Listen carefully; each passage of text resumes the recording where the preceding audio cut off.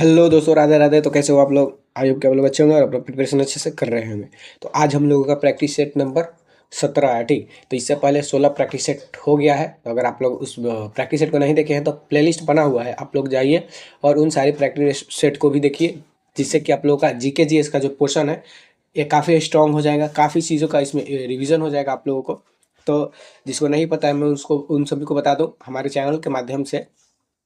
SSC GD और MTS, बाकी आप एसएससी किसी भी का भी एग्ज़ाम का प्रिपरेशन कर रहे हैं तो उसके लिए आप ये प्रैक्टिस सेट देख सकते हैं। काफ़ी बेनिफिट आपको मिलेगा। इसमें 20 प्रश्न होते हैं जीके जीएस का, उससे संबंधित सारी चीज़ें का रिवीजन करवाया जाता है। आप लोग पूरी वीडियो देखिएगा तो आप लोगों का काफ़ी रिवीजन होगा। आप लोग एक वीडियो पहले देख लीजिए, उसके बाद आपको अच्छी लगे तभी आगे सभी वीडियो देखिएगा। ठीक, और और एक बात बता दूं तो करंट अफेयर के लिए जो स्पीडी जो बुक है वो 2025 के पूरे साल का बुक का मैं करवा दिया हूं। तो उसका भी प्लेलिस्ट बना हुआ है, तो चैनल में विजिट करें और उसको भी आप देखकर करंट अफेयर अपना स्ट्रॉन्ग कर लें। ठीक, क्योंकि करंट अफेयर का आजकल काफ़ी ज़्यादा वेटेज रह रहा है कोई भी एग्ज़ाम में। तो अगर आप लोग का करंट अफेयर सही है तो आप कोई भी एग्ज़ाम क्रैक कर सकते हैं। ठीक, तो आज चलिए हम लोग प्रैक्टिस सेट नंबर 17 को पूरा करते हैं। इसमें 20 प्रश्न हो गए। आप लोग खुद से प्रश्न करने की कोशिश करिएगा। ठीक, बाकी उसके बाद हम सारा चीज़ें बताएंगे। तो आज का पहला प्रश्न है, बाबर और मेदिनी राय के बीच चंदेरी का युद्ध किस वर्ष लड़ा गया था? जो चंदेरी का युद्ध है ये बाबर और मेदिनी राय के बीच लड़ा गया था। तो ये किस वर्ष लड़ा गया था? ऑप्शन ए है 1526, ऑप्शन बी है 1527, ऑप्शन सी है 1528, ऑप्शन डी है 1529। तो किस वर्ष लड़ा गया था ये? तो ये लड़ा गया था 1528 में। ठीक, 1528 में लड़ा गया था। ठीक, तो चलिए अभी हम लोग देखेंगे सारे युद्ध जो इम्पोर्टेंट है एग्जाम में पूछे जाते हैं। ठीक, स्टार्टिंग से ही देख लेंगे। तो कलिंग युद्ध जब ये अशोक द्वारा लड़ा गया था 261 में। कलिंग युद्ध 261 ईसापुर में, ध्यान रखिएगा ईसापुर में लड़ा गया था। सम्राट अशोक और कलिंग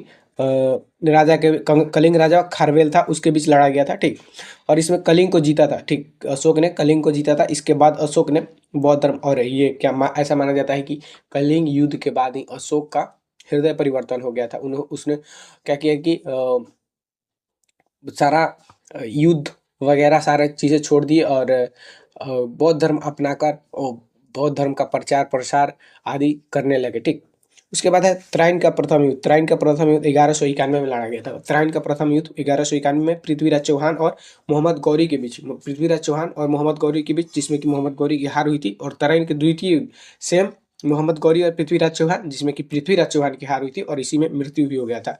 और उसी के बाद भारत में मुस्लिम शासन का नींव पड़ा था। ध्यान रखिएगा, तराइन के द्वितीय युद्ध में मोहम्मद गौरी ने पृथ्वीराज चौहान को हराकर क्या किया कि मुस्लिम शासन का स्थापना मतलब नींव रख दिया कहाँ? भारत पर। उसके बाद है पानीपत का प्रथम युद्ध। पानीपत का प्रथम युद्ध कब लड़ा गया था? तो ये दिल्ली सल्तनत का अंतिम शासक और मुगल वंश का प्रथम शासक के बीच लड़ा गया था, जो कि बाबर और इब्राहिम लोदी। बाबर मुगल शासक है, आप लोगों को पता होगा, और इब्राहिम लोदी दिल्ली सल्तनत के लोदी वंश के शासक है, जो कि अंतिम शासक था ये। और इन लोगों के बीच में क्या होता है? पानीपत का प्रथम युद्ध होता है 1526 में। पानीपत का प्रथम युद्ध 1526 में होता है, जिसमें बाबर की जीत होती है और यह मुगल साम्राज्य की स्थापना कर देता है। कहाँ पर? तो दिल्ली सल्तनत पर। उसके बाद खनवा का युद्ध 1527 में बाबर ने राणा सांगा को हराया था। यानी कि खनवा का युद्ध 1527 में बाबर और राणा सांगा के बीच हुआ था, जिसमें कि राणा सांगा की हार हुई थी। ये चीज आप लोग ध्यान रखिएगा। अकबर और बाबर के जितने युद्ध होंगे तो ज्यादातर में, मतलब ज्यादातर क्या, सभी में अकबर और बाबर की ही जीत हुई है। ठीक, अकबर और बाबर की ही जीत हुई है। तो ऐसे आप लोग इसको भी ध्यान रख सकते हो। और ऐसा अगर पूछे कि किसकी जीत हुई थी तो अगर आपको नहीं भी पता होगा तो बाबर को मार दीजिएगा। अगर बाबर किसी का के साथ युद्ध लड़ा हो और पूछ रहा है कि किस किस में जीत हुई थी तो आप बाबर को बेशक मार सकते हैं, अगर पता भी ना हो तो। ये चीज़ आपको मैं बता दूं। उसके बाद है चौसा का युद्ध, जो कि 1339 में। चौसा का युद्ध 1339 नहीं 1539 में लड़ा गया था। चौसा का युद्ध जो है ना 1539 में लड़ा गया था। ठीक, चौसा का युद्ध 1539 में किसके बीच लड़ा गया था? शेर शाह सूरी और हुमायूं के बीच। शेर शाह सूरी और किसके बीच लड़ा गया था? तो हुमायूं के बीच लड़ा गया था। शेर शाह सूरी और हुमायूं के बीच लड़ा गया था। और पानीपत का द्वितीय युद्ध 1556 में लड़ा गया था अकबर और हेमू के बीच। पानीपत का द्वितीय युद्ध 1556 में अकबर और हेमू के बीच। ठीक, और अकबर के तरफ से जो नेतृत्व कर रहे थे वो थे बैरम खां। इसके अकबर के ये क्या थे? तो ये अकबर के ऐसा माना जाता है कि ये क्या बोलते हैं संरक्षक थे, क्योंकि अकबर जो क्या था कि बहुत कम उम्र में ही शासक बन गया था। अकबर बहुत कम उम्र में ही शासक बन गया था, तो बैरम खां उनके संरक्षक थे। तो बैरम खां और हेमू के बीच लड़ा गया था कौन? तो पानीपत का द्वितीय युद्ध, जिसमें कि हेमू की हार हुई थी, हेमू की हार हुई थी। तालीकोटा का युद्ध, तालीकोटा का युद्ध कब लड़ा गया था? तो 1565 में। तालीकोटा का युद्ध 1565 में। दक्कन के सुल्तानों ने विजयनगर साम्राज्य को हराया था। दक्कन के सुल्तानों ने किसको हराया था? विजयनगर साम्राज्य को। किसमें? तालीकोटा के युद्ध में। और इसी युद्ध के बाद विजयनगर का पतन हुआ था। विजयनगर का स्थापना 1336 ईसा पूर्व में हरिहर एवं बुका ने किया था। ये भी आप लोग ध्यान रखिएगा, हरिहर एवं बुका ने विजयनगर साम्राज्य की स्थापना किया था। और दक्कन के सुल्तानों ने इसको तालीकोटा के युद्ध में हराया था 1565 में। इसी के बाद विजयनगर का पतन हो गया। हल्दी घाटी का युद्ध, जो कि 1576 में लड़ा गया था अकबर और महाराणा प्रताप के बीच। अकबर और महाराणा प्रताप के बीच लड़ा गया था कब? 1576 में, हल्दी घाटी का युद्ध। ठीक। और यह जो युद्ध था ये अनिर्णायक रहा। ठीक, इसमें कोई निर्णय नहीं निकला, लेकिन अकबर क्या था? भारी पड़ा था। इस युद्ध में अकबर भारी पड़ा था। ठीक, तो ऐसा माना जाता है कि इसमें अकबर की जीत हुई थी। ऐसा आप लोग ध्यान रखिएगा। और अकबर की तरफ से मान सिंह जो था यह नेतृत्व कर रहा था युद्ध की। उसके बाद है आधुनिक भारत में जो लड़े गए युद्ध ब्रिटिश काल में, जैसे प्लासी का युद्ध 1757 में। प्लासी का युद्ध पूछ लेता है कब हुआ था, तो 1757 में। और अंग्रेजों की तरफ से नेतृत्व कर रहा था रॉबर्ट क्लाइव। अंग्रेजों की तरफ से नेतृत्व कर रहा था रॉबर्ट क्लाइव, जिसने कि सिराजुद्दौला को हराया था। सिराजुद्दौला को हराया था प्लासी के युद्ध में। उसके बाद भारत में ब्रिटिश शासन की शुरुआत हुई थी। यही इसी युद्ध के बाद भारत में ब्रिटिश शासन की शुरुआत हुई थी। और जो बक्सर का युद्ध है, इसके बाद भारत में अंग्रेजी शासन पूर्ण तरह से स्थापित हो जाता है। ये भी आप लोग ध्यान रखिएगा। वांडीवास का युद्ध 1760 में लड़ा जाता है। वांडीवास का युद्ध 1760 में अंग्रेजों और फ्रांसीसियों के बीच। ठीक, अंग्रेज और फ्रांसीसियों के बीच, जिसके बाद फ्रांसीसियों की हार होती है। ठीक, उसके बाद ये फ्रांसीसी क्या करते हैं कि भारत छोड़कर चले जाते हैं। और वांडीवास के युद्ध में अंग्रेज की जीत होती है। वांडीवास कब हुआ था? तो 1760। उसके बाद पानीपत का तृतीय युद्ध 1761। पानीपत का तृतीय युद्ध 1761 में लड़ा गया था अहमद शाह अब्दाली और मराठों के बीच। पानीपत का तृतीय युद्ध 1761 में अहमद शाह अब्दाली और मराठों के बीच लड़ा गया था, जिसमें कि मराठा का हार हुई थी। मराठा का हार हुआ था। बक्सर का युद्ध 1764 में अंग्रेज ने मीर कासिम, सिराजुद्दौला और शाह आलम द्वितीय की संयुक्त सेना को हराया था। तो अंग्रेजों ने किसको हराया था? मीर कासिम, सिराजुद्दौला और शाह आलम द्वितीय, इन सभी का संयुक्त सेना को हराया था अंग्रेजों ने। और पूरी तरह से अंग्रेजी शासन का स्थापना कर देते हैं भारत पर। ठीक, तो आप लोग ध्यान रखिएगा। प्लासी का युद्ध 1757, वांडीवास का युद्ध 1760, पानीपत का 1761, बक्सर का युद्ध 1764। क्रम भी आप लोग ध्यान रखिएगा, क्योंकि क्रम से भी सवाल आते हैं। नेक्स्ट क्वेश्चन है, शिवाजी महाराज का राज्याभिषेक किस वर्ष हुआ था? शिवाजी महाराज का राज्याभिषेक किस वर्ष हुआ था? ऑप्शन ए है 1670, ऑप्शन बी है 1674, ऑप्शन सी है 1680 और ऑप्शन डी है 1665। तो जो शिवाजी का राज्याभिषेक हुआ था, इसका सही आंसर है 1674, यानी कि बी। शिवाजी का राज्याभिषेक 1674 में हुआ था। तो आइए शिवाजी से संबंधित सारी चीजें हम लोग देख लेते हैं। तो शिवाजी का जन्म जो हुआ था 1630 में हुआ था। शिवाजी का जन्म 1630 में हुआ था शिवनेरी के दुर्ग में। शिवनेरी के दुर्ग में हुआ था, महाराष्ट्र में। ठीक, शिवाजी का जन्म शिवनेरी दुर्ग में महाराष्ट्र में हुआ था। ठीक, और इनके माता पिता, यानी कि माता का नाम था जीजाबाई और पिता थे शाहजी भोसले। क्या बोलते हैं, शिवाजी के माता का नाम था जीजाबाई और पिताजी शाहजी भोसले थे। पिताजी शाहजी भोसले थे। और इनके गुरु थे रामदास। गुरु थे क्या? तो रामदास। ये आध्यात्मिक गुरु थे रामदास। ठीक, और दादोजी कोंडदेव इनके संरक्षक थे। दादोजी कोंडदेव क्या थे? इनके संरक्षक थे। ये आप लोग ध्यान रखिएगा, दादोजी कोंडदेव। उसके बाद पुरंदर की संधि, इनसे ही संबंधित है पुरंदर की संधि, जो कि 1665 में हुआ था शिवाजी और राजा जय सिंह के बीच। ठीक, शिवाजी और राजा जय सिंह के बीच। और राजा जय सिंह किसके तरफ से थे? तो ये अंग्रेज की तरफ से थे। ठीक, इनके बीच हुआ था पुरंदर की संधि 1565 में। डेट इसका पूछ लेता है, पुरंदर की संधि किसके बीच हुआ था? तो शिवाजी और राजा जय सिंह के बीच में। कब हुआ था? तो 1665 में। राज्याभिषेक 1574 में रायगढ़ दुर्ग में हुआ था। 1574 में रायगढ़ दुर्ग में हुआ था, और इनको छत्रपति का उपाधि मिला था। ठीक, छत्रपति का उपाधि मिला था। ठीक, 1574 में रायगढ़ के दुर्ग में इनका जो जन्म हुआ था शिवनेरी दुर्ग में।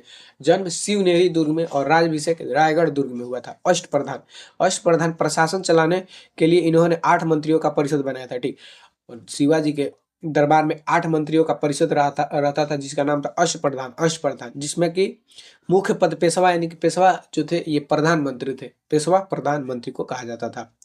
टैक्स, इनके काल में टैक्स एक चौथ और सरदेशमुखी टैक्स को कलेक्ट किया जाता था। चौथ में क्या होता था, इसमें आय का 1/4 भाग लिया जाता था, आय का 1/4 भाग, और सुरदेशमुखी में 10% अतिरिक्त लिया जाता था, 10% यानी कि 1/10 भाग। तो युद्ध नीति, इन्होंने अपनी शासन बढ़ाने के लिए, मतलब कि अपनी क्षेत्र का विस्तार के लिए क्या किया था, तो छापामार युद्ध यानी कि गुरीला युद्ध जिसे कहा जाता है, गुरीला युद्ध, इसका प्रयोग किया था। छापामार युद्ध का कौन प्रयोग किया था, तो शिवाजी। ये पूछता है कि गुरीला युद्ध का उपयोग या फिर गुरीला युद्ध किससे संबंधित है, तो आपको बस ध्यान रखना है शिवाजी से संबंधित है।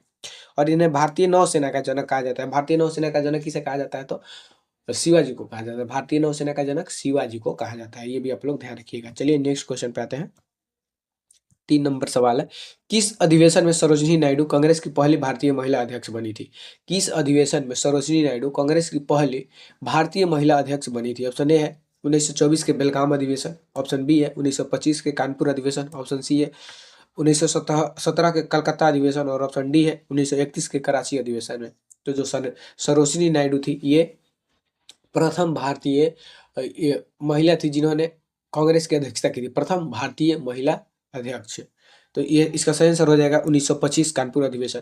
1925 कानपुर अधिवेशन की अध्यक्षता कौन किए थे, तो सरोजिनी नायडू ने किए थे, सरोजिनी नायडू ने। ठीक, तो चलिए हम लोग कांग्रेस के महत्वपूर्ण अधिवेशन को देख लेते हैं, जो कि जिससे कि प्रश्न बनते हैं। तो कांग्रेस का स्थापना जैसा कि आप लोगों को पता होगा 1885 में बॉम्बे में हुआ था। इसका तो इसके जो प्रथम अध्यक्ष की अध्यक्षता किए थे व्योमकेश चंद्र बनर्जी। और ये कांग्रेस का स्थापना किसके द्वारा किया गया था, तो ए ओ ह्यूम द्वारा किया गया था।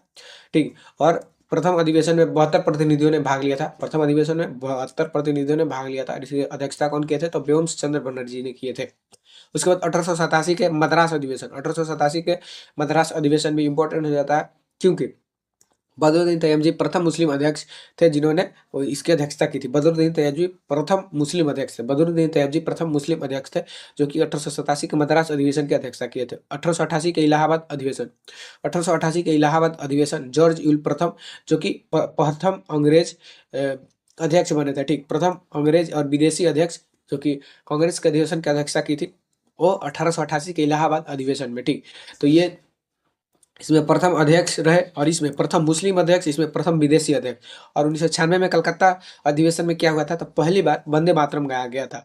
1996 में कलकत्ता में पहली बार वंदे मातरम, यानी कि जो हम लोग का राष्ट्रगीत है वंदे मातरम, इसको गाया गया था 1896 के कलकत्ता अधिवेशन में, 1896 के कलकत्ता अधिवेशन में। और 1911 के कलकत्ता ही अधिवेशन में क्या गाया गया था, तो जनगण मन गाया गया था, वो भी आप लोग ध्यान रखिएगा। इसके अध्यक्ष जो थे रहीमतुल्ला सयानी। 1896 के कलकत्ता अधिवेशन में जो जिसमें कि वंदे मातरम गाया गया था, उसकी अध्यक्षता कौन किए थे, तो रहीमतुल्ला सयानी। 1906 के कलकत्ता अधिवेशन, 1906 के कलकत्ता अधिवेशन में क्या हुआ था, तो इसमें स्वराज शब्द का प्रथम बार प्रयोग किया गया था। स्वराज शब्द का प्रथम बार प्रयोग किया गया था। और अध्यक्ष इसके कौन थे, तो दादा भाई नौरोजी। 1906 के कलकत्ता अधिवेशन के जो अध्यक्ष थे दादा भाई नौरोजी थे। 1907 का अधिवेशन क्यों इम्पोर्टेंट हो जाता है, तो इसमें कांग्रेस का विभाजन हुआ था। ठीक, कांग्रेस का विभाजन हुआ था, नरम दल और गरम दल।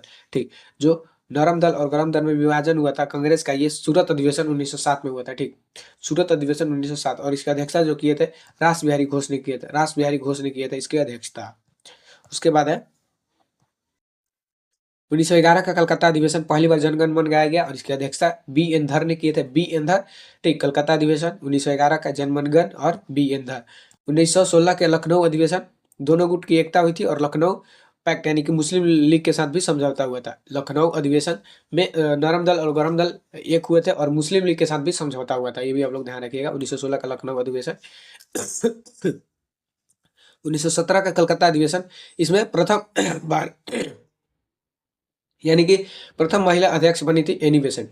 ठीक, 1917 का कलकत्ता अधिवेशन में क्या हुआ था कि पहली महिला अध्यक्ष बनी थी एनी बेसेंट। ठीक, उसके बाद 1924 के बेलगाम अधिवेशन, जिसकी कि एकमात्र अधिवेशन है जो कि जिसकी अध्यक्षता महात्मा गांधी ने किया था। 1924 के बेलगाम अधिवेशन एकमात्र अधिवेशन है जिसकी अध्यक्षता महात्मा गांधी ने किया था।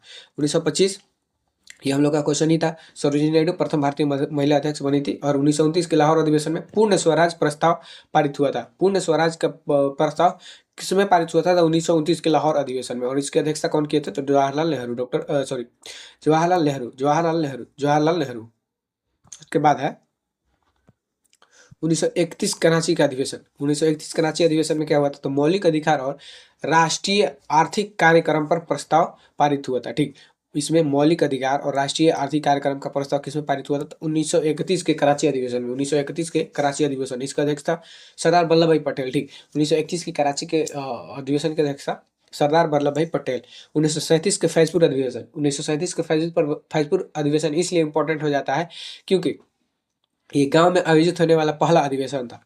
1937 का जो फैजपुर अधिवेशन था, ये गांव में आयोजित होने वाला पहला अधिवेशन था और इसकी अध्यक्षता जवाहरलाल नेहरू ने किए थे। इसकी अध्यक्षता जवाहरलाल नेहरू ने किए थे। 1938 का हरिपुरा अधिवेशन, 1938 का हरिपुरा अधिवेशन इसलिए इंपॉर्टेंट हो जाता है, सुभाष चंद्र बोस ने इसकी अध्यक्ष बने और राष्ट्रीय योजना समिति का गठन हुआ। ठीक, इसमें इसकी अध्यक्षता कौन किया था? तो सुभाष चंद्र बोस और इसमें राष्ट्रीय योजना समिति का गठन हुआ था। 1939 का त्रिपुरी अधिवेशन, 1939 का त्रिपुरी अधिवेशन, इसमें अध्यक्षता पद को लेकर थोड़ा विवाद हो गया था, तो जिस कारण सुभाष चंद्र बोस ने इस्तीफा दे दिए थे। उसके बाद राजेंद्र प्रसाद को अध्यक्ष बनाया गया, प्रसाद को अध्यक्ष बनाया गया था। इसके पहले अध्यक्ष कौन थे? तो सुभाष चंद्र बोस थे। उसके बाद विवाद के कारण क्या हुआ कि राजेंद्र प्रसाद को अध्यक्ष बनाया गया और जो सुभाष चंद्र बोस कांग्रेस से अलग होकर फॉरवर्ड ब्लॉक का स्थापना किए थे। ठीक, फॉरवर्ड ब्लॉक का स्थापना 1939 में किए थे सुभाष चंद्र बोस ने। ये चीज भी आप लोग ध्यान रखिएगा। 1946 का मेरठ अधिवेशन, स्वतंत्रता के समय का ये अधिवेशन है। 1946 का मेरठ अधिवेशन और इसकी अध्यक्षता जेबी कृपलानी। ठीक, जेबी कृपलानी, ये भी आप लोग ध्यान रखिएगा।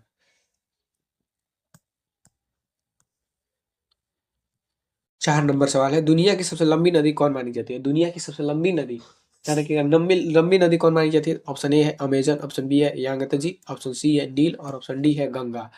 तो दुनिया की सबसे लंबी नदी है नील। ठीक, दुनिया की सबसे लंबी नदी नील है और भारत की सबसे लंबी नदी गंगा है। चलिए अब लोग हम लोग विश्व के नदियों से संबंधित सारी चीजें को देख लेते हैं। तो अगर सबसे लंबी नदी पूछेगा तो नील, जो कि अफ्रीका में बहती है, नील अफ्रीका और विक्टोरिया झील से निकलती है। ठीक, विक्टोरिया झील से निकलती है, नील नदी विक्टोरिया झील से निकलती है। और सबसे बड़ी नदी आयतन के हिसाब से पूछे तो अमेजन नदी हो जाएगा, दक्षिण अमेरिका। सबसे बड़ी नदी आयतन के हिसाब से अमेजन नदी दक्षिण अमेरिका हो जाएगा। एशिया का सबसे लंबी नदी यांगत्जे, चीन। एशिया का सबसे लंबी नदी यांगत्जे, चीन। और यूरोप का सबसे लंबी नदी वोल्गा। यूरोप की सबसे लंबी ये यूरोप का सबसे लंबी नदी कौन है? वोल्गा। एशिया का सबसे यांगत्जे, एशिया का सबसे यांगत्जे। उसके बाद भूमध्य रेखा को 2 बार काटती है कौन? तो ये कांगे या जयरे नदी। भूमध्य रेखा को 2 बार काटने वाली नदी कौन है? तो कांगो या जयरे। मकर रेखा को 2 बार काटने वाली नदी लिम्पोपो। मकर रेखा को लिम्पोपो 2 बार काटती है। कर्क रेखा को माही नदी 2 बार काटती है, जो कि भारत में है। ठीक, माही नदी कर्क रेखा को 2 बार काटती है। उसके बाद है पीली नदी। पीली नदी किसे कहा जाता है? तो होंगहो नदी को, जो कि चीन का शोक, इसको चीन का शोक भी कहा जाता है। पीली नदी को चीन का शोक कहा जाता है। सर्वाधिक देशों से गुजरने वाली नदी डेन्यूब। सर्वाधिक देशों से गुजरने वाली नदी डेन्यूब, ये यूरोप के 10 देशों में बहती है। यूरोप के 10 देशों में बहती है। सर्वाधिक देशों से, ध्यान रखिए, सर्वाधिक देशों से होकर गुजरने वाली नदी जो है डेन्यूब है। ये यूरोप के 10 देशों से होकर गुजरती है। उसके बाद है प्रमुख शहर है। हाँ, तो जो लंदन है ये टेम्स नदी के किनारे बसा है। लंदन पूछेगा किस नदी के किनारे है? तो टेम्स नदी। लंदन टेम्स नदी। पेरिस सी नदी के किनारे है, पेरिस सी नदी के। न्यूयॉर्क हडसन नदी के किनारे है। कहिरा नील नदी के। तो सबसे लंबी नदी नील, सबसे बड़ी नदी आयतन के हिसाब से अमेजन, एशिया की सबसे बड़ी यांगत्जे, यूरोप की सबसे लंबी वोल्गा, भूमध्य रेखा को 2 बार काटती है कांगो या जायरे, मकर रेखा को 2 बार काटती है लिम्पोपो, कर्क रेखा को 2 बार काटती है माही, पीली नदी कहा जाता है होंगो, जो कि चीन का शोक नदी है। सर्वाधिक देशों से गुजरने वाली डेन्यूब। और प्रमुख शहर जैसे कि लंदन टेम्स नदी के किनारे है, पेरिस सीन नदी के, न्यूयॉर्क हडसन नदी के और कहिरा नील नदी के। ठीक, चलिए नेक्स्ट क्वेश्चन पे आते हैं। 5 नंबर सवाल है, सलाला विद्युत परियोजना किस नदी पर है? सलाला विद्युत परियोजना किस नदी पर है? ऑप्शन ए है झेलम, ऑप्शन बी है चिनाब, ऑप्शन सी है रावी, ऑप्शन डी है सतलुज। तो सलाला विद्युत परियोजना है चिनाब नदी के नदी पर स्थित है। सलाला विद्युत परियोजना चिनाब नदी पर स्थित है। आइए अब हम लोग महत्वपूर्ण विद्युत परियोजना को देख लेते हैं। तो पहली परियोजना, भारत का पहली परियोजना कौन है? तो सिंदरापोंग जल विद्युत स्टेशन 1997, दार्जिलिंग पश्चिम बंगाल में है। भारत का पहला परियोजना कौन है? तो सिदरापोंग जल विद्युत स्टेशन, जिसकी स्थापना 1897 में किया गया था और यह दार्जिलिंग पश्चिम बंगाल में, दार्जिलिंग, ठीक। और एशिया का पहली बड़ी परियोजना, एशिया का पहली बड़ी परियोजना पूछे तो कौन हो जाएगा? शिव समुद्रम। ये पूरे एशिया में सबसे बड़ा है। 1902 में इसका स्थापना किया गया था, कावेरी नदी कर्नाटक में, कावेरी नदी पर कर्नाटक में। और सबसे ऊंचा बांध टिहरी बांध हो जाएगा, सबसे ऊंचा बांध टिहरी बांध 260.5 मीटर ऊंचा है और यह भागीरथी नदी उत्तराखंड में है, भागीरथी नदी उत्तराखंड में है। और सबसे बड़ा चालू प्रोजेक्ट कोयना विद्युत परियोजना है, जो कि 1960 मेगावाट ये उत्पादन करता है, 1960 मेगावाट विद्युत उत्पादन करता है और यह महाराष्ट्र में है, ठीक। भारत का सबसे बड़ी आगामी परियोजना, भारत का सबसे बड़ी जो आगामी अभी है, ये सुबनसिरी लोअर प्रोजेक्ट, जो कि 2000 मेगावाट बिजली उत्पादन करेगा, 2000 मेगावाट। और यह अरुणाचल असम सीमा पर इसका स्थापना किया जाएगा, अरुणाचल और असम के सीमा पर स्थापित किया जाएगा। भाखड़ा नागल ये सतलुज नदी पर है, भाखड़ा नागल सतलुज नदी पर है। ये सबसे बड़ी बहुउद्देशीय परियोजना है, भाखड़ा नागल बांध। सबसे बड़ी बहुउद्देशीय परियोजना पूछेगा तो कौन हो जाएगा? भाखड़ा नागल बांध। ये सतलुज नदी पर है और हिमाचल और पंजाब में है, ठीक। सलाल और बगलिहार चिनाब नदी पर है। सलाल और बगलिहार कहाँ है? तो चिनाब नदी पर, सलाल बगलिहार चिनाब नदी पर, ठीक। कहाँ पर? जम्मू कश्मीर में, ठीक, जम्मू कश्मीर में। उसके बाद है सरदार सरोवर कहाँ पर है? हाँ, एक ये उरी झेलम नदी, जम्मू कश्मीर, उरी झेलम नदी कहाँ पर है? तो उरी झेलम नदी जम्मू कश्मीर में। उसके बाद सरदार सरोवर नर्मदा नदी गुजरात, ठीक। सरदार सरोवर नर्मदा नदी गुजरात में है। हीराकुंड बांध जो है महानदी उड़ीसा में, और यह विश्व का सबसे लंबा मिट्टी का बांध है, हीराकुंड बांध, ठीक, जो है विश्व का सबसे लंबा मिट्टी का बांध है। नागार्जुन सागर ये कृष्ण नदी पर है, नागार्जुन सागर बांध कृष्ण नदी पर, तेलंगाना आंध्र प्रदेश में। इडुक्की परियोजना जो है ये पेरियार नदी केरल में है। इडुक्की परियोजना पेरियार नदी पर केरल में है। इसे आर्क ब्रिज, इस पर क्या है? आर्क ब्रिज के लिए भी ये प्रसिद्ध है, इडुक्की परियोजना आर्क ब्रिज के लिए, ठीक, आर्क ब्रिज। शिव समुद्रम जो परियोजना है ये कहाँ पर है? तो कावेरी नदी कर्नाटक में। और एशिया की पहली बड़ी जल विद्युत परियोजना पूछे तो कौन हो जाएगा? शिव समुद्र कहाँ पर है? तो कावेरी नदी पर कर्नाटक में। कोयना परियोजना महाराष्ट्र में है, महाराष्ट्र की सबसे बड़ी परियोजना है। कोयना नदी पर महाराष्ट्र में, कोयना नदी पर महाराष्ट्र में। 6 नंबर सवाल है, भारत का सबसे बड़ा सौर ऊर्जा पार्क भादला किस राज्य में? भारत का सबसे बड़ा सौर ऊर्जा पार्क भादला किस राज्य में है? तो ऑप्शन ए है गुजरात, ऑप्शन बी है राजस्थान, ऑप्शन सी है कर्नाटक और ऑप्शन डी है तमिलनाडु। तो ये ऊर्जा पार्क भादला जो है ये राजस्थान राज्य में, ठीक, राजस्थान।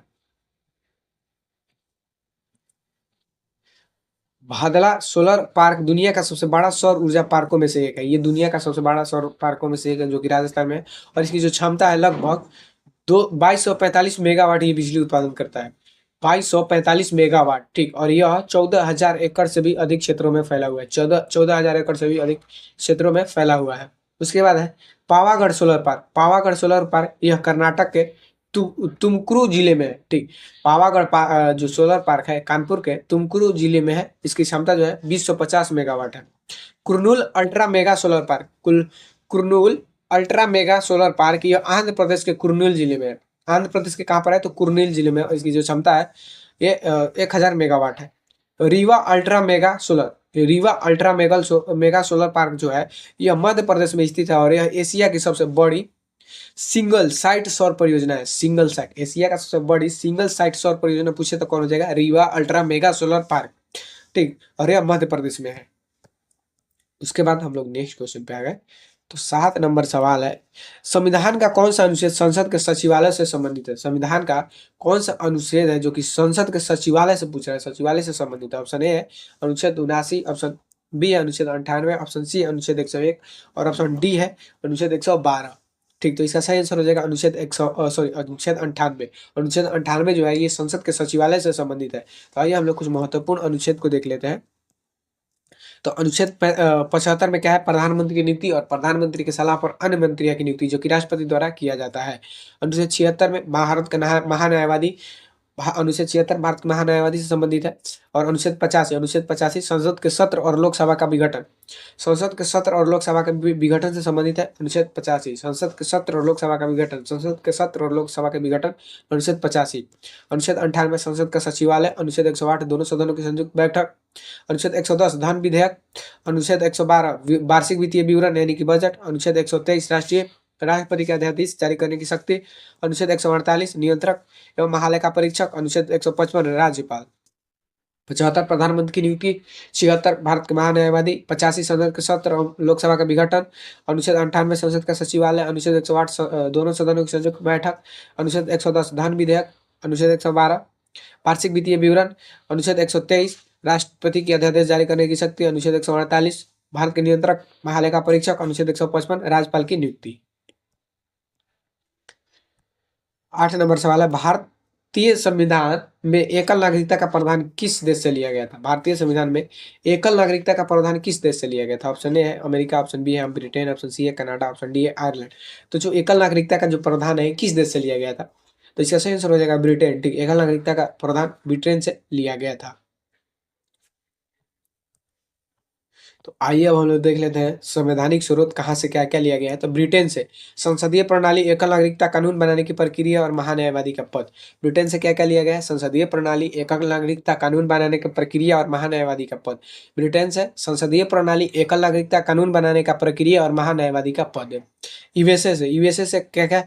मौलिक अधिकार, न्यायिक पुनर्वलोकन। न्यायिक पुनर्वलोकन मतलब कि कोई भी फैसला हो चुका है उस पर पुनः विचार करने का जो प्रावधान है ये अमेरिका से लिया गया है। उसके बाद राष्ट्रपति पर महाभियोग और प्रस्तावना का विचार। यूएसए से मौलिक अधिकार, न्यायिक पुनर्वलोकन, राष्ट्रपति पर महाभियोग, प्रस्तावना का विचार यूएसए से लिया गया। आयरलैंड से राज्य के नीति निर्देशक तत्व और राष्ट्रपति की निर्वाचन पद्धति। आयरलैंड से राज्य के नीति निर्देशक तत्व यानी कि डीपीएसपी और राष्ट्रपति की निर्वाचन पद्धति आयरलैंड से लिया गया है। कनाडा से संघीय व्यवस्था, राज्यपाल की नियुक्ति और अवशिष्ट शक्तियाँ। कनाडा से संघीय व्यवस्था, जो हमारे देश में संघीय व्यवस्था है ये कनाडा से, और राज्यपाल की नियुक्ति भी कनाडा से, और अवशिष्ट शक्तियाँ भी कनाडा से लिया गया है। दक्षिण अफ्रीका के संविधान से संविधान संशोधन की प्रक्रिया जो कि अनुच्छेद 368 में है, ये कहाँ से लिया गया है? दक्षिण अफ्रीका से। संविधान संशोधन की प्रक्रिया दक्षिण अफ्रीका से, संविधान संशोधन की प्रक्रिया दक्षिण अफ्रीका से। उसके बाद रूस यानी कि सोवियत संघ से क्या क्या? तो मौलिक कर्तव्य, प्रस्तावना में जो न्याय, सामाजिक, आर्थिक और राजनीतिक, ये 3 प्रकार के जो आदर्श यानी कि ये न्याय, प्रस्तावना में 3 प्रकार के न्याय की जो बात कही गई है, सामाजिक, आर्थिक और राजनीतिक। सामाजिक, आर्थिक और राजनीतिक, ये कहाँ से लिया गया है? तो रूस से लिया गया है। और मौलिक कर्तव्य भी रूस से लिया गया है। ऑस्ट्रेलिया समवर्ती सूची, संसद में दोनों सदनों की संयुक्त बैठक। समवर्ती सूची और संयुक्त बैठक कहाँ से लिया गया है? तो ऑस्ट्रेलिया से। समवर्ती सूची और संयुक्त बैठक ऑस्ट्रेलिया से। जर्मनी से आपातकाल कहाँ से लिया गया है? तो आपातकाल के दौरान जो भी मौलिक अधिकार का स्थगन किया जाता है, इन प्रक्रिया को जर्मनी से लिया गया है। ठीक, आपातकाल के दौरान जो मौलिक अधिकार का स्थगन किया जाता है, इन प्रक्रिया को जर्मनी से लिया गया है। फ्रांस गणतंत्रात्मक ढांचा, स्वतंत्रता, समानता, बंधुत्व। गणतंत्रात्मक ढांचा, स्वतंत्रता, समानता और बंधुत्व, ये फ्रांस से लिया गया है। चलिए नेक्स्ट क्वेश्चन पे आते हैं। 9 नंबर सवाल है, किस पंचवर्षीय योजना के दौरान भारत में नीली क्रांति शुरू हुई थी? किस पंचवर्षीय योजना के दौरान भारत में नीली क्रांति शुरू हुई थी? ऑप्शन ए है 7वीं, ऑप्शन बी है 5वीं, ऑप्शन सी है 7वीं, ऑप्शन डी है 8वीं। ठीक, आप लोगों को कमेंट में बताना है कि नीली क्रांति किससे जुड़ा था। ठीक, तो इसका जो आंसर हो जाएगा 7वीं। ठीक, जो पंचवर्षीय योजना के दौरान नीली क्रांति शुरू हुई थी ये 7वीं। अब हम लोग पंचवर्षीय योजना को देख लेते हैं। आपको 12वां पंचवर्षीय योजना को याद करवा देता हूँ। तो पहली पंचवर्षीय योजना 1951 से 56 था। पहली पंचवर्षीय योजना 1951 से 56 था और ये हेराल्ड डोमर मॉडल पर आधारित था और इसमें कृषि पर फोकस किया गया था। इसमें कृषि पर जो पहली पंचवर्षीय योजना था 1951 से लेकर 1956 तक था और ये हेराल्ड डोमर मॉडल पर आधारित था और इस पर कृषि पर ध्यान केंद्रित किया गया। दूसरी है 56 से 61, दूसरी है 1956 से 61 और ये महालनोबिस मॉडल पर आधारित है और इसमें भारी उद्योग पर फोकस किया गया जिसमें कि भिलाई और दुर्गापुर इस्पात प्लांट का स्थापना किया गया। ठीक, इसमें कहा किस पर ध्यान दिया गया, तो उद्योग पर। महालनोबिस मॉडल पर आधारित है, 1956 से 61। तीसरी 1961 से 66। तीसरी पंचवर्षीय 1966 से 1961 से लेकर 66।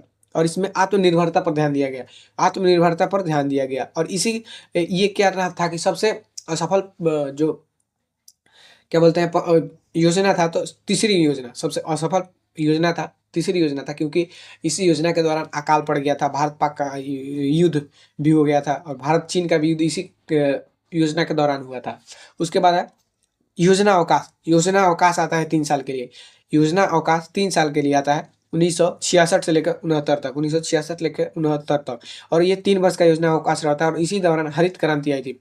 हरित क्रांति की शुरुआत किस, तो योजना अवकाश के दौरान हुई थी। योजना अवकाश के दौरान हरित क्रांति की शुरुआत हुई थी। हरित क्रांति, हरित क्रांति की जनक जो भारत में किसे माना जाता है, तो MS स्वामीनाथन को माना जाता है। ये चीज भी आप लोग ध्यान रखिएगा। चौथी पंचवर्षीय योजना 1969 से लेकर 74। चौथी पंचवर्षीय योजना 1969 से 74। इसमें 14 बैंकों का राष्ट्रीयकरण किया गया और स्माइल बुद्धा परमाणु परीक्षण भी हुआ था। स्माइल बुद्धा जो पहला परमाणु परीक्षण हम लोग के देश में हुआ था, इस्माइल बुद्धा के नाम से, वो इसी चौथी पंचवर्षीय योजना में हुआ था। चौथी पंचवर्षीय योजना में ही हुआ था। तो इसमें क्या है, 14 बैंकों का राष्ट्रीयकरण हुआ 1969 में। पांचवी पंचवर्षीय योजना 74 से 78। पांचवी पंचवर्षीय योजना 1974 से 78। इसमें गरीबी हटाओ का नारा दिया गया था। गरीबी हटाओ का नारा इंदिरा गांधी द्वारा दिया गया था, गरीबी हटाओ का नारा। और ये 4 साल में ही खत्म हो गया, 4 साल में ही खत्म हो गया। और छठी पंचवर्षीय योजना, छठी पंचवर्षीय योजना 1980 से 85। 1980 से, और देखिए यहाँ पर 2 साल का गैप होता है, 78 से 80, ठीक। यानी कि जो ये बीच में गैप आया था, इसमें आया था रोलिंग प्लान, ठीक। मोरारजी देसाई द्वारा रोलिंग प्लान लाया गया था। रोलिंग प्लान लाया गया था 1978 से लेकर 80 तक। ये भी आप लोग ध्यान रखिएगा। उसके बाद स्टार्ट होता है छठी पंचवर्षीय योजना 80 से लेकर 85। 80 से लेकर 85 इसमें नाबार्ड की स्थापना किया गया। छठी पंचवर्षीय योजना में नाबार्ड की स्थापना हुआ था 1982 में। उसके बाद है 11वीं पंचवर्षीय योजना। 11वीं पंचवर्षीय, छठी के बाद 8वीं, 8वीं भी इंपॉर्टेंट हो जाता है। इसमें क्या था कि LPG सुधार, यानी कि LPG लिबरलाइजेशन, प्राइवेटाइजेशन और ग्लोबलाइजेशन, उदारीकरण का जो ये लागू हुआ था, जो कि ये लिबरलाइजेशन और प्राइवेटाइजेशन और क्या है ग्लोबलाइजेशन, उदारीकरण और निजीकरण और क्या है वैश्वीकरण। भारत में इन नियमों को लागू किया गया था, उदारीकरण, निजीकरण और ग्लोबलाइजेशन, जिससे कि भारत की जो GDP है इसमें काफ़ी सुधार हुआ, ठीक। भारत की जो संकट आ गया था, कब, तो 1992 में। तो ये डॉक्टर मनमोहन सिंह के सुझाव पर इन तीनों को लाया गया, लिबरलाइजेशन, प्राइवेटाइजेशन और ग्लोबलाइजेशन को, ठीक। उसके बाद है 1907 से लेकर 12। 1907 से लेकर 12 ये 11वीं पंचवर्षीय योजना है। इसमें तीव्र और आर्थिक समावेशी विकास पर ध्यान दिया गया। तीव्र और आर्थिक अधिक समावेशी विकास पर ध्यान दिया गया। 12वीं पंचवर्षीय योजना ये अंतिम योजना रहा, ठीक। और इसमें तीव्र और अधिक समावेशी और धारणीय विकास पर ध्यान दिया गया। और इसके बाद 12वीं पंचवर्षीय योजना के जगह पर क्या लाया जाता है, नीति आयोग, ठीक। नीति आयोग का गठन हो जाता है 2015 में, ठीक। 2015 में नीति आयोग का गठन कब होता है, तो 2015 में होता है, ठीक। तो जो पंचवर्षीय योजना है, लास्ट पंचवर्षीय योजना 12वां पंचवर्षीय योजना होता है। उसके बाद नीति आयोग रहता है, ठीक।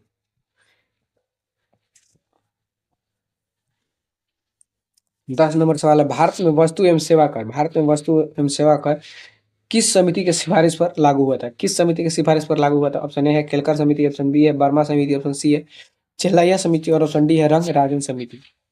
तो ये GST है, ये केलकर समिति के सिफारिश पर लाया गया था, केलकर समिति के सिफारिश पर। तो आइए हम लोग महत्वपूर्ण समितियां देख लेते हैं। जैसे स्वर्ण समिति की सिफारिश पर मौलिक कर्तव्य लाया गया था। स्वर्ण सिंह की समिति पर मौलिक कर्तव्य, ये 42वां संविधान संशोधन 1976 में जोड़ा गया था। 42वां संविधान संशोधन 1976 में। बलवंत राय मेहता समिति ये पंचायती राज से संबंधित है और एक त्रिस्तरीय ढांचा, पंचायती राज का जो त्रिस्तरीय ढांचा है ये बलवंत राय मेहता समिति से संबंधित है। विजय केलकर समिति GST से संबंधित है। सहकारी आयोग केंद्र राज्य बीच संबंध से संबंधित है। सहकारी आयोग केंद्र राज्य संबंध और नरसिम्हन समिति बैंकिंग सुधार, नरसिम्हन समिति बैंकिंग सुधार, तेंदुलकर समिति गरीबी गरीबी का आकलन, तेंदुलकर समिति गरीबी का आकलन, स्वामीनाथन समिति किसानों के लिए एमएसपी, किसानों के लिए एमएसपी यानी कि minimum selling price, minimum selling price, minimum selling price. उसके बाद कस्तूरी रंगन समिति नई शिक्षा नीति, नई शिक्षा नीति से संबंधित है। कस्तूरी रंगन समिति, मल्होत्रा समिति बीमा क्षेत्र से संबंधित है, बीमा क्षेत्र से संबंधित है मल्होत्रा समिति। दिनेश गोस्वामी समिति चुनाव सुधार से संबंधित है, दिनेश गोस्वामी समिति चुनाव सुधार से संबंधित है। और हाँ, ये भारत का संसदीय समिति, ये लोक लेखा समिति और प्रकलन समिति, जिसमें कि 22 सदस्य होते हैं और इसमें 30 सदस्य होते हैं। इसमें 22 सदस्य में से 15 सदस्य लोकसभा के होते हैं और 7 सदस्य जो होते हैं ये राज्यसभा के होते हैं। 15 सदस्य लोकसभा के, 7 सदस्य राज्यसभा के, और इसमें 30 सदस्य सभी लोकसभा से आते हैं। ठीक, नेक्स्ट क्वेश्चन है, आतिशबाजी में हरा रंग किसकी उपस्थिति के कारण होता है? आतिशबाजी यानी कि जो लोग पटाखा फोड़ते हैं उसमें हरा रंग किसकी उपस्थिति के कारण होता है? ऑप्शन ए है स्ट्रोटियम, ऑप्शन बी है बेरियम, ऑप्शन सी है सोडियम और ऑप्शन डी है तांबा। तो इसका सही आंसर हो जाएगा बेरियम। ठीक, बेरियम, बेरियम के कारण हरा रंग होता है। तो आतिशबाजी में लाल रंग स्ट्रोटियम के कारण होता है और लाल रंग बेरियम के कारण, और हरा रंग बेरियम के कारण, नीला रंग कॉपर के कारण और पीला रंग सोडियम के कारण। लाल रंग स्ट्रोटियम, हरा रंग बेरियम, नीला रंग कॉपर और पीला रंग सोडियम के कारण। ठीक, उसके बाद है गैसों का उपयोग, हम लोग देख लेते हैं। जैसे हंसने वाला गैस कौन है? तो नाइट्रस ऑक्साइड N2O। ठीक, हंसने वाला गैस कौन है? तो नाइट्रस ऑक्साइड N2O। फलों का पकाने वाला गैस एथिलीन, ये प्राकृतिक रूप से ये पौधों में पाया जाता है एथिलीन। तो पौधों में जो जो फल पेड़ पर जो पकता है वो एथिलीन के कारण पकता है। ठीक, और जो कृत्रिम रूप से फलों को तोड़कर उसको पकाया जाता है कृत्रिम रूप से, वो एसिटिलीन गैस द्वारा पकाया जाता है, एसिटिलीन। उसके बाद है चिप के पैकेट में, चिप्स के पैकेट में जो भरा जाता है गैस, नाइट्रोजन गैस भरा जाता है ऑक्सीजन को, ऑक्सीकरण को रोकने के लिए। ठीक, ऑक्सीकरण को रोकने के लिए। गोताखोर के सिलेंडर में, गोताखोर जो गोताखोर होते हैं वो अपने सिलेंडर में हीलियम और ऑक्सीजन को का मिश्रण करते हैं। ठीक, हीलियम एवं ऑक्सीजन का मिश्रण करते हैं। ठीक, मिश्र धातु, मिश्र धातु कौन कौन होते हैं? पीतल, पीतल जो है मिश्र धातु है। इसमें तांबा और जास्ता, तांबा और जास्ता से मिलकर बनता है पीतल। तांबा और जास्ता से कांसा, तांबा और टीन से, कांसा किससे बनता है? तांबा और टीन से। स्टेनलेस स्टील, स्टेनलेस स्टील, लोहा और क्रोमियम और निकेल, लोहा क्रोमियम और निकेल। स्टेनलेस स्टील में क्या क्या होता है? तो लोहा क्रोमियम और निकेल, लोहा क्रोमियम और निकेल, लोहा क्रोमियम और निकेल। 12 नंबर सवाल है, पौधों में जाइलम उत्तक का मुख्य कार्य क्या है? पौधों में जाइलम उत्तक का मुख्य कार्य क्या है? ऑप्शन ए है भोजन का परिवहन, ऑप्शन बी है जल का परिवहन, ऑप्शन सी है एमिनो एसिड का परिवहन और ऑप्शन डी है ऑक्सीजन का परिवहन। तो पौधों में जाइलम उत्तक का मुख्य कार्य है जल का परिवहन। ठीक, जल का परिवहन करते हैं जाइलम उत्तक। ठीक, तो पौधों के उत्तक से संबंधित हम लोग चीजें देख लेते हैं। पौधों में 2 उत्तक होते हैं, विभाज्य उत्तक और अस्थायी उत्तक। ठीक, विभाज्य उत्तक और अस्थायी उत्तक, और इनके प्रकार जो होते हैं उनको हम लोग देखते हैं। तो विभाज्य उत्तक का कार्य क्या होता है? ये लगातार विभाजित होते हैं, यानी कि पौधों में वृद्धि, जो पौधों में वृद्धि होता है लगातार इनका विभाजन के कारण पौधों में वृद्धि होता है। तो ये कौन कौन होते हैं? एक शीर्षास्त्र, ये शीर्षास्त्र यानी कि पौधे के लंबाई बढ़ाते हैं। शीर्षास्त्र जो उत्तक है ये शीर्षास्त्र विभाज्योतक, इसको क्या कहेंगे हम लोग? शीर्षास्त्र विभाज्योतक। ये पौधे के जो होता है ना, मान लो ये पौधा है, पौधे के ये शीर्ष पर रहता है, यहाँ पर। ठीक, शीर्ष पर, यहाँ पर क्या करता है कि ये विभाजित होता रहता है और पौधे में वृद्धि होती रहती है। और पार्श्व जो होता है ये तने की मोटाई और चौड़ाई को बढ़ाता है, तने की मोटाई और चौड़ाई को, यानी कि ये मान लो तना है तो ये जो पार्श्व ऊतक है ये तना में इधर रहता है, यानी कि इसकी मोटाई और लंबाई को क्या करता है कि बढ़ाता है। उसके बाद अस्थायी ऊतक, अस्थायी ऊतक ये जब कोशिका विभाजित होना बंद कर देती है, ये अस्थायी ऊतक कहाँ रहता है? तो जहाँ कोशिका विभाजित होना बंद हो जाती है, कोशिका विभाजित होना बंद हो जाती है। ठीक, ये कितने प्रकार के होते हैं? तो ये भी 2 प्रकार के होते हैं। सरल ऊतक, सरल ऊतक जैसे कि पेरेनकाइमा, कोलेनकाइमा, स्क्लेरेनकाइमा, ये सभी सरल ऊतक है। पेरेनकाइमा, कोलेनकाइमा और स्क्लेरेनकाइमा, ये तीनों सरल ऊतक है। ये क्या करता है पेरेनकाइमा? तो भोजन का संग्रह करता है। पेरेनकाइमा का कार्य क्या है? भोजन का संग्रह करना। कोलेरेनकाइमा का काम क्या है? तो पौधों में लचीलापन देना। कोलेरेनकाइमा उत्तक का कार्य क्या है? तो पौधे में लचीलापन। स्क्लेरेंकाइमा पौधों को कठोर बनाता है। स्क्लेरेंकाइमा पौधों को क्या बनाता है? कठोर बनाता है। जैसे कि नारियल का छिलका, जो नारियल का छिलका देखे होंगे कितना कठोर होता है, और ये मृत कोशिकाएं होती है। ठीक, स्क्लेरेंकाइमा में क्या होता है? तो मृत कोशिकाएं होते हैं। जटिल ऊतक, जटिल ऊतक ये सबसे ज्यादा पूछा जाता है। तो जाइलम, जाइलम और फ्लोएम दोनों क्या है? जटिल ऊतक है। जटिल ऊतक है, और यह जड़ों जड़ों से जल और खनिज का परिवहन करता है। ये जो जाइलम है, ये जड़ों से जल और खनिज का परिवहन करता है। और फ्लोएम जो है ये पत्तियों में भोजन को पूरे पौधों में पहुंचाता है। जाइलम का कार्य क्या है? जो पौधा भोजन बनाता है तो जड़ों से जल जल को ले जाता है, और खनिज जो खनिज होता है उसको ले जाता है, इसको खाना बनवाने के लिए। ठीक, और जो खाना बन के रेडी होता है उसको पूरे पौधे में ले जाता है कौन? तो ये फ्लोएम का कार्य है। ठीक, फ्लोएम, आप लोग फ्लोएम और जाइलम समझ गए होंगे। ठीक, तो पेलेनकाइमा क्या करता है? तो ये भोजन का संग्रह करता है। कोलेरेंकाइमा लचीलापन, और स्क्लेरेंकाइमा कठोरपन देता है। ठीक, कठोर बना देता है पौधों को। ठीक, पार्श्व क्या करता है? पार्श्व ऊतक ये मोटाई बढ़ाता है, और एक क्या था? शीर्षास्थ बीजोतक ये पौधों में वृद्धि करता है। जो पौधा छोटा से बड़ा होता है, ठीक, देखना देखिएगा आप लोग, पौधा का जो तना होता है पहले छोटा होता है, वो बड़ा होता है तो उसको आगे बड़ा होने में कौन मदद करता है? तो पहले पार्श्व, और उसकी मोटाई चौड़ाई बढ़ाने में मदद कौन करता है? तो पार्श्व ऊतक। ठीक, उसके बाद अस्थायी ऊतक में हो जाएगा सरल ऊतक और जटिल ऊतक, दो प्रकार के होते हैं, जिसमें कि पेरेन्काइमा भोजन का संग्रह, बाकी ये सारी चीजें मैंने बता दिया। 13 नंबर सवाल पे आते हैं हम लोग। मानव शरीर में यूरिया का निर्माण कहाँ होता है? मानव शरीर में यूरिया का निर्माण कहाँ होता है? ऑप्शन ए है गुर्दा में, ऑप्शन बी है यकृत में, ऑप्शन डी है तिल्ली में, और ऑप्शन डी है मूत्राशय में। तो मानव शरीर में यूरिया का निर्माण कहाँ पर होता है? यूरिया का, तो इसका सही आंसर हो जाएगा यकृत में। ठीक, इसका सही आंसर क्या हो जाएगा? यकृत, यकृत।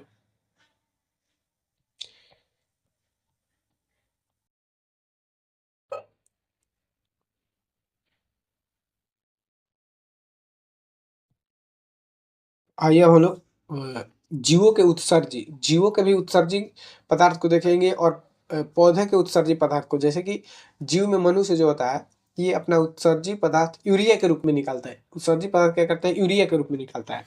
ठीक, जंतु नाइट्रोजन युक्त कचरों को 3 रूप से निकालते हैं। इसमें नाइट्रोजन युक्त जैसे कि अमोनिया, अमोनिया में भी नाइट्रोजन रहता है, यूरिया में भी नाइट्रोजन रहता है, और यूरिक एसिड में भी क्या रहता है? नाइट्रोजन रहता है। तो जंतु जो होते हैं ये अमोनिया, यूरिया और यूरिक एसिड के रूप में अपना उत्सर्जित पदार्थ निकालते हैं। जैसे अमोनिया कौन कौन उत्सर्जित करता है? तो जलीय जीव होते हैं, ये अपना उत्सर्जी जो पदार्थ होता है ये अमोनिया के रूप में करते हैं, जलीय जीव जैसे कि मछलियाँ। ठीक, और ये सबसे जहरीला होता है। ये जो अमोनिया होता है जो जलीय जीव द्वारा उत्सर्जित किया जाता है, उत्सर्जित, ये बहुत ही जहरीला होता है। उसके बाद यूरिया, यूरिया जो होता है ये मनुष्य और स्तनधारी, जितने भी मनुष्य और स्तनधारी है, ये यूरिया के रूप में अपना उत्सर्जित पदार्थ को निकालते हैं। और इसमें अमोनिया को पूरी तरह यूरिया में बदला जाता है। ये जो अमोनिया होता है मनुष्य और स्तनधारी में भी अमोनिया के रूप में होता है, लेकिन क्या होता है कि यकृत में अमोनिया को यूरिया में बदला जाता है। ठीक, यानी कि यूरिया जो अमोनिया होता है यकृत में यूरिया में बदल जाता है, और यूरिया के रूप में बाहर निकलता है। उसके बाद यूरिक एसिड, यूरिक एसिड के रूप में पक्षी। ठीक, पक्षी, छिपकली और कीट, पक्षी, छिपकली और कीट ये यूरिक एसिड के रूप में अपना उत्सर्जित पदार्थ बाहर निकालते हैं। उसके बाद है इसमें पानी की सबसे कम बर्बादी होती है, इसमें पानी की सबसे कम बर्बादी होती है, ये चीज़ भी आप लोग ध्यान रखिएगा। और मानव किडनी का इकाई जो होता है नेफ्रॉन, ये भी पूछता है। मानव किडनी का जो इकाई होता है नेफ्रॉन होता है, मानव किडनी का इकाई होता है नेफ्रॉन होता है। एक ये भी पूछता है मानव मस्तिष्क का जो इकाई होता है क्या होता है? तो न्यूरॉन, मानव मस्तिष्क का जो इकाई होता है न्यूरॉन होता है। अब देखेंगे हम लोग पादप उत्सर्जन, पादप कैसे अपने अपशिष्ट पदार्थों का उत्सर्जित करते हैं। तो पौधे अपने अपशिष्ट को इन रूपों में बाहर निकालते हैं। जैसे गैस, गैस को स्टोमाटा द्वारा बाहर निकाला जाता है। पौधे में गैस जो निकलता है ये स्टोमाटा द्वारा बाहर निकलता है। जैसे O2 और CO2 का निकलना। ठीक, O2 और CO2 कैसे निकलते हैं? स्टोमाटा द्वारा, स्टोमाटा द्वारा। और वाष्पोत्सर्जन, अतिरिक्त जल का जलवाष्प बनकर उड़ जाता है। जो पौधे में अतिरिक्त अतिरिक्त जल होता है वाष्प उत्सर्जन द्वारा ये वाष्प बनकर उड़ जाता है। अन्य पदार्थ की बात करें तो जैसे गोंद, बबूल का पेड़ से क्या निकलता है? गोंद निकलता है अपशिष्ट पदार्थ के रूप में। रेजिन, ये क्या है? चिड़, यानी कि चीड़ जो है अपना अपशिष्ट पदार्थ का उत्सर्जन रेजिन के रूप में करता है, रेजिन के रूप में।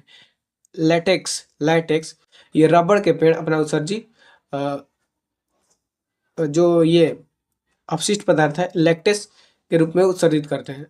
उसके बाद है कुनैन। कुनैन जो होता है ये सिनकोना के छाल से निकलता है। कुनैन जो होता है ये सिनकोना के छाल से निकलता है और इससे मलेरिया की दवा बनता है, ध्यान रखिएगा। कुनैन से मलेरिया की दवा बनता है।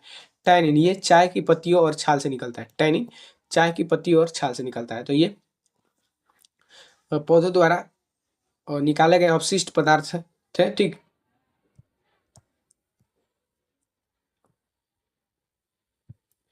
14 नंबर सवाल है, आधुनिक आवर्त सारणी में उत्कृष्ट गैसों को किस समूह में रखा गया है? तो समूह के अकॉर्डिंग सभी समूह का अलग अलग नाम है। तो उत्कृष्ट गैस किस समूह के तत्वों को कहा जाता है? ऑप्शन ए है समूह 1, ऑप्शन बी है समूह 2, समूह 16, ऑप्शन सी है समूह 17 और ऑप्शन डी है समूह 18। तो आवर्त सारणी में जो उत्कृष्ट गैस को रखा गया है ये समूह 18 में रखा गया है, ठीक। आप लोग ध्यान रखिएगा, अनुच्छेद अनुच्छेद हम बोल रहे हैं समूह 18 में रखा गया है। किसको? तो उत्कृष्ट गैस को। इसको अक्रिय गैस भी कहा जाता है, ठीक। अक्रिय गैस आप लोग पढ़े होंगे, अक्रिय गैस, ठीक। अक्रिय गैस हीलियम, आर्गन, जेनॉन, जैसे क्रिप्टॉन, ये सब है। समूह एक के जो तत्व है इनको क्षार धातु कहा जाता है। क्षार धातु जैसे कि सोडियम पोटेशियम इसमें है। तो समूह 1 के तत्वों को क्षार धातु, समूह 2 के क्षारीय मृदा धातु, समूह 2 के तत्वों को क्षारीय मृदा धातु, समूह 3 के तत्वों को संक्रमण तत्व। समूह समूह 3 से, हाँ, समूह 3 से लेकर 12 तक के जो तत्व हैं इसको संक्रमण तत्व कहा जाता है। समूह 15 को निक्टोजेंस, समूह 15 के तत्वों को निक्टोजेंस कहा जाता है, ठीक। निक्टोजेंस या फिर नाइट्रोजन परिवार। समूह 16 को चाल्कोजेन, समूह 16 के तत्व को चाल्कोजेंस, समूह 16 के तत्व को चाल्कोजेंस, इसमें ऑक्सीजन रहता है। समूह 17 को हाइड्रोजन, समूह 17 के तत्वों को हाइड्रोजन, समूह 17 के तत्वों को हाइड्रोजन, ठीक। समूह 18 के तत्व को उत्कृष्ट गैस, समूह 18 के तत्व को उत्कृष्ट गैस, ठीक। और लेथोनाइट्स आप लोग देखे होंगे, कुछ तत्वों को नीचे लिखा जाता है, कुछ सारे तत्व एक साइड ऊपर लिखा रहता है और 2 लाइन नीचे लिखा रहता है, उसको लेंथेनोइड्स और कहा जाता है एक्टोनाइड्स। लेंथेनोइड्स और एक को एक्टिनोइड्स कहा जाता है। तो जो 57 से लेकर 71 तक के तत्व होते हैं, 57 से लेकर 71 तक के तत्व जो होते हैं ये लेंथोनाइड्स कहा जाता है, ध्यान रखिएगा। 57 से 71, 57 से 71 को लेंथोनोइड्स और एक्टोनोइड्स कहा जाता है। उन 89 से लेकर 103 तक के तत्व को, 89 से लेकर 103 तक के तत्व को क्या कहा जाता है? तो एक्टिनोइड्स कहा जाता है। और सबसे अधिक क्रियाशील धातु हेलोजन समूह होता है। सबसे अधिक क्रियाशील धातु हेलोजन समूह होता है। और सबसे अधिक सबसे अधिक क्रियाशील अधातु पूछेगा तो हेलोजन समूह। और सबसे अधिक क्रियाशील धातु ये क्षार धातु है, यानी कि समूह एक के सभी धातु क्या है? क्रियाशील है। तो यह और सारणी से रिलेटेड सारी चीजें था। आई होप आप लोगों का सारी चीजें क्लियर हुआ होगा। चलिए नेक्स्ट क्वेश्चन पे आते हैं। 15 नंबर सवाल है, अली अकबर खान का संबंध किस वाद्य यंत्र से? अली अकबर खान का संबंध किस वाद्य यंत्र से? ऑप्शन ए है सरोद, ऑप्शन बी है शहनाई, ऑप्शन सी है संतूर और ऑप्शन डी है सारंगी। तो जो अली अकबर खान का संबंध है ये सरोद से है, ठीक। अली अकबर खान सरोद से संबंधित है। तो आइए हम लोग वादक और बाधक से वाद एवं बाधक देख लेते हैं। जैसे कि तबला, तबला से संबंधित है जाकिर हुसैन, अल्लाह रखा खान और किशन महाराज। तबला से जाकिर हुसैन, अल्लाह रखा खान और किशन महाराज। सितार से पंडित रविशंकर, विलायत खान और निखिल बनर्जी। सितार से पंडित रविशंकर, विलायत खान और निखिल बनर्जी। बांसुरी से हरिप्रसाद चौरसिया, पन्नालाल घोष। बांसुरी से हरिप्रसाद चौरसिया, पन्नालाल घोष। शहनाई से बिस्मिल्लाह खान, जिन्हें कि भारत रत्न भी मिला है। शहनाई से बिस्मिल्लाह खान भारत रत्न मिला है। और ये जब भारत आज़ाद हुआ था तो पहली बार स्वतंत्रता जो समारोह था उसमें शहनाई बजाया था, ठीक, बिस्मिल्लाह खान ने। सरोद, सरोद से संबंधित है अमजद अली खान और अली अकबर खान। सरोद से संबंधित है अमजद अली खान और अली अकबर खान। सरोद से संबंधित है अमजद अली खान और अली अकबर खान। संतूर, शिव कुमार शर्मा और भजन सुपारी। संतूर से संबंधित शिव कुमार शर्मा और भजन सुपारी। बीणा, एस बालचंदर। बीणा से संबंधित है एस बालचंदर। बीणा से संबंधित है S Balachander. Violin, L Subramaniam और एन राजम। वायलिन से संबंधित एल सुब्रमण्यम और एन राजम। वायलिन से एल सुब्रमण्यम और एन राजम। 16 नंबर सवाल है, विश्व का एकमात्र तरता हुआ राष्ट्रीय उद्यान कैबुल लामजाओ कहाँ स्थित है? विश्व का एकमात्र तरता हुआ राष्ट्रीय उद्यान कैबुल लामजाओ कहाँ है? ऑप्शन ए है मेघालय, ऑप्शन बी है मणिपुर, ऑप्शन सी है मिजोरम, ऑप्शन डी है असम। तो इसका सही आंसर हो जाएगा बी, मणिपुर। ठीक, तैरता हुआ कुछ भी बोले तो मणिपुर बना देना है, तैरता हुआ कुछ भी बोले मणिपुर। जिम कॉर्बेट राष्ट्रीय उद्यान कहाँ पर है? उत्तराखंड में। ठीक, जिम कॉर्बेट राष्ट्रीय उद्यान उत्तराखंड में है और ये भारत का पहला राष्ट्रीय उद्यान है। ठीक, भारत का पहला राष्ट्रीय उद्यान है, भारत का पहला राष्ट्रीय उद्यान। उसके बाद है काजीरंगा। काजीरंगा असम में है, यह एक सिंगा वाला गैंडे के लिए प्रसिद्ध है। काजीरंगा असम में एक सिंग वाले गैंडे के लिए प्रसिद्ध है, एक सिंग वाले गैंडे के लिए प्रसिद्ध है। गिर, गिर गुजरात में है और एशियाई शेरों के लिए प्रसिद्ध है। गिर जो है एशियाई शेरों के लिए प्रसिद्ध है। केबुल लामजाओ मणिपुर में और एक तैरता हुआ मात्र पार्क है। हेमिस, हेमिस लद्दाख में है और भारत का सबसे बड़ा राष्ट्रीय उद्यान है। हेमिस जो है भारत का सबसे बड़ा राष्ट्रीय उद्यान है और ये हिम तेंदुओं के लिए प्रसिद्ध है, हिम तेंदुआ। साउथ बटन अंडमान में, साउथ बटन अंडमान में और ये सबसे छोटा राष्ट्रीय पार्क है, यानी कि राष्ट्रीय उद्यान है। कन्हा या कुनो, ये मध्य प्रदेश में, कन्हा या कुनो मध्य प्रदेश में है। सुंदरबन जो पश्चिम बंगाल में, सुंदरबन राष्ट्रीय उद्यान पश्चिम बंगाल में। और ये रॉयल बंगाल टाइगर और मैंग्रोव वन के लिए प्रसिद्ध है, रॉयल बंगाल टाइगर और मैंग्रोव वन के लिए प्रसिद्ध है। रणथंभौर राजस्थान में बाघों के लिए संरक्षण बाघों के संरक्षण के लिए प्रसिद्ध है। रणथंभौर राजस्थान, रणथंभौर राजस्थान, रणथंभौर राजस्थान में है।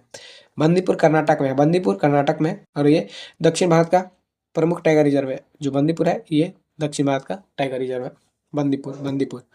उसके बाद है कालबेलिया नृत्य को यूनेस्को की अमूर्त विरासत की में किस वर्ष शामिल किया गया था? जो कालबेलिया लोक नृत्य है राजस्थान का, इसको अमूर्त विरासत सूची में किस वर्ष शामिल किया गया था? ऑप्शन ए है 2008, ऑप्शन बी है 2010, ऑप्शन सी है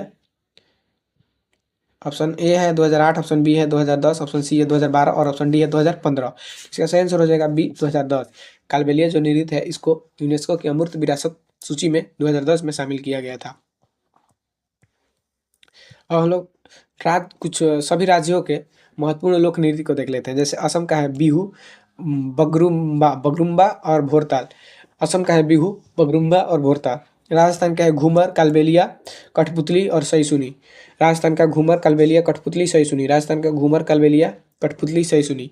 गुजरात का गरबा, डांडिया, रास, टिप्पणी।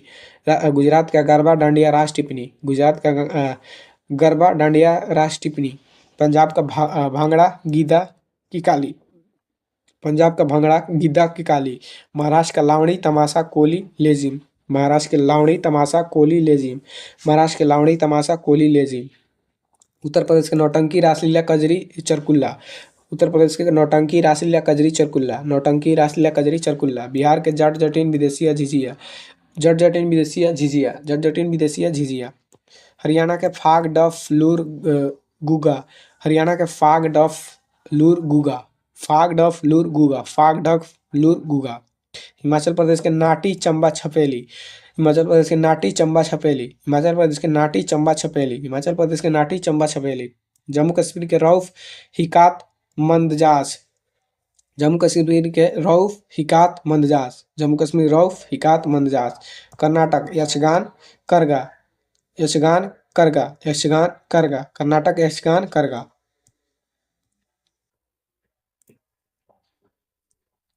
ओडिशा घूमर, मुनारी, घूमर, मुनारी, घूमर, मुनारी, घूमर, मुनारी, घूमर, मुनारी। और ओडिसी जो है ये शास्त्रीय नृत्य है। पश्चिम बंगाल के कांठी जात्रा बाउल। काठी जतरा बाउल, काठी जतरा बाउल, काठी जतरा बाउल, काठी जतरा बाउल पश्चिम बंगाल। मध्य प्रदेश मटकी जवारा माच, मटकी जवारा माच, मटकी जवारा माच। मध्य प्रदेश के मटकी जवारा माच। छत्तीसगढ़ के पंडवानी पंथी राउत नाच। छत्तीसगढ़ पंडवानी पंथी राउत नाच। छत्तीसगढ़ पंडवानी पंथी राउत नाच। झारखंड के सरहुल छऊ। झारखंड के सरहुल छऊ, छऊ को शास्त्रीय नृत्य भी कहा जाता है। और कर्मा, कर्मा, कर्मा राजस्थान, झारखंड। मिजोरम चेराव, मिजोरम चेराव जो कि बांसे नृत्य है। मिजोरम के चेराव बांसे नृत्य है। नागालैंड चोंग खैबा, नागालैंड चोंग खैबा, नागालैंड चोंग खैबा। मणिपुर ठंगटा, मणिपुर थांगटा, ये मार्शल आर्ट है। पुंगचोलम, पुंगचोलम भी मणिपुर का है। थांगटा मणिपुर का है। गोवा फुगड़ी ढालो देखनी, गोवा फुगड़ी ढालो देखनी। 18 नंबर सवाल है, विश्व जल दिवस कब मनाया जाता है? विश्व जल दिवस कब मनाया जाता है? ऑप्शन ए है 22 मार्च, ऑप्शन बी है 22 अप्रैल, ऑप्शन सी है 22 मई, ऑप्शन डी है 5 जून।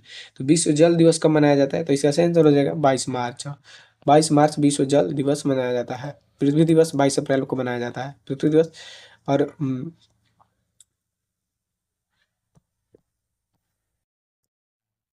12 जनवरी को राष्ट्रीय युवा दिवस, 12 जनवरी को राष्ट्रीय युवा दिवस स्वामी विवेकानंद के जयंती पर, 12 जनवरी को राष्ट्रीय युवा दिवस, 25 जनवरी को राष्ट्रीय मतदाता दिवस, 25 जनवरी को राष्ट्रीय मतदाता दिवस, 8 मार्च को अंतर्राष्ट्रीय महिला दिवस, 8 मार्च अंतर्राष्ट्रीय महिला दिवस, 22 मार्च विश्व जल दिवस, 7 अप्रैल विश्व स्वास्थ्य दिवस WHO के स्थापना दिवस पर।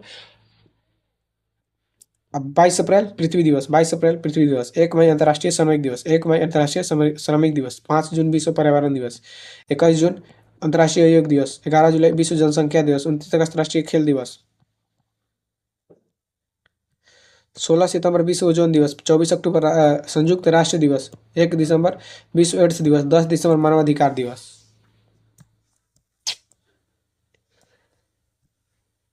रण उत्सव भारत के किस राज्य में मनाया जाता है? रण उत्सव भारत के किस राज्य में मनाया जाता है? ऑप्शन ए है राजस्थान, ऑप्शन बी है गुजरात, ऑप्शन सी है मध्य प्रदेश, ऑप्शन डी है महाराष्ट्र। रण उत्सव किस राज्य में मनाया जाता है? तो इसका सही आंसर हो जाएगा गुजरात। रण उत्सव गुजरात में मनाया जाता है।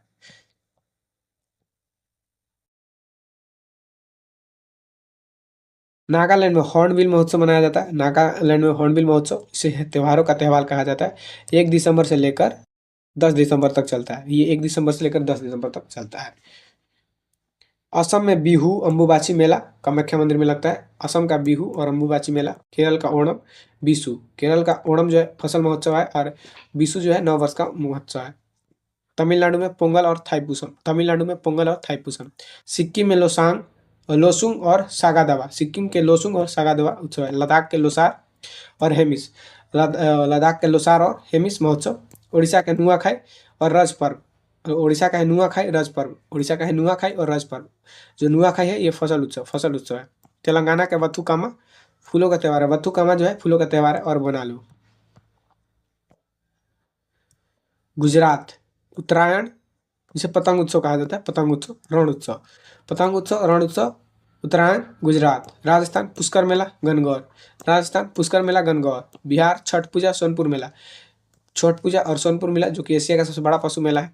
मणिपुर संगाई महोत्सव याओसांग, संगाई महोत्सव याओसांग। हिमाचल प्रदेश कुल्लू दशहरा और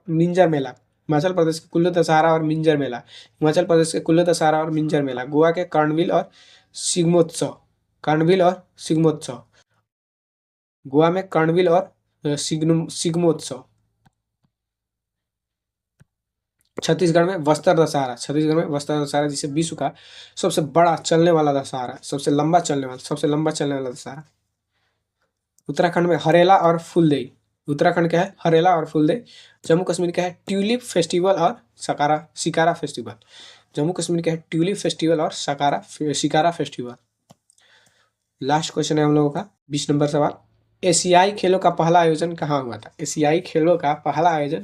ऑप्शन ए है टोक्यो, ऑप्शन बी है बैंकॉक, ऑप्शन सी है दिल्ली, ऑप्शन डी है सियोल। एशियाई खेलों का पहला आयोजन कहाँ हुआ था? तो इसका सही आंसर हो जाएगा सी, दिल्ली में। ठीक, एशियाई खेलों का पहला आयोजन दिल्ली में हुआ था। तो आइए एशियाई खेल से संबंधित सारी चीजें देख लेते हैं हम लोग। तो प्रथम बार इसका आयोजन 1951 में नई दिल्ली में हुआ था। ठीक, प्रथम बार आयोजन जो हुआ था दिल्ली में हुआ था। ठीक, और इसकी मेजबानी भारत 2 बार किया है, एक 1991 में और 1982 में। ठीक, भारत में ये 2 बार हुआ है, 1991 और 82 में, 1991 और 1982 में। और ये हर 4 वर्ष पर आयोजित किया जाता है, हर 4 वर्ष पर आयोजित किया गया है। और ये जो 19वां 2022-23 में हुआ था, चीन में हुआ था, हांगझू चीन। लास्ट एशियाई गेम जो कि 19वां था, ये चीन में आयोजित हुआ था। और उसके बाद अगला 20वां जो होगा 2026 में कहाँ पर होगा? तो अचाई नागोया जापान में होगा। ठीक, आइची नागोया जापान में होगा। और इसमें पहली भारतीय महिला स्वर्ण पदक विजेता कौन थी? तो कमलजीत सिंधु 1970 में दौड़ में जीता था। ठीक, 1970 में दौड़ में जीता था कौन? तो कमलजीत संधू ये पहला स्वर्ण पदक विजेता है। कमलजीत संधू पहला स्वर्ण पदक विजेता है। भारत का प्रथम भारतीय स्वर्ण विजेता, एक सेकेंड, अच्छा ये महिला है। ठीक, और प्रथम भारतीय स्वर्ण विजेता पूछेगा तो सचिन नागा तैराकी में जीते थे, सचिन नागा। और शुभंकर 1982 में जो दिल्ली खेलों का शुभंकर था अप्पू, हाथी था। ठीक, 1912 में जो मेजबानी किया था भारत एशियाई गेम्स का, और इसमें शुभंकर क्या था? तो अप्पू था, हाथी, अप्पू यानी कि हाथी। तो ये एशियाई खेलों से संबंधित सारी चीज़ें था जो कि एग्ज़ाम के लिए इम्पोर्टेंट हो सकता है, तो सभी को मैंने रखा। तो हम लोग का यहीं पे कुछ सारे क्वेश्चन खत्म होते हैं, तो आई होप कि आप लोग को काफ़ी चीज़ें रिवीजन हुआ होगा और काफ़ी चीज़ें क्लियर हुआ होगा। तो अगर आप लोग को वीडियो पसंद आए तो वीडियो को लाइक कर दे, चैनल को सब्सक्राइब कर दे और अपना पढ़ाई अच्छे से करते रहिए और मिलते हैं नेक्स्ट वीडियो में। तब तक के लिए बाय, टेक केयर।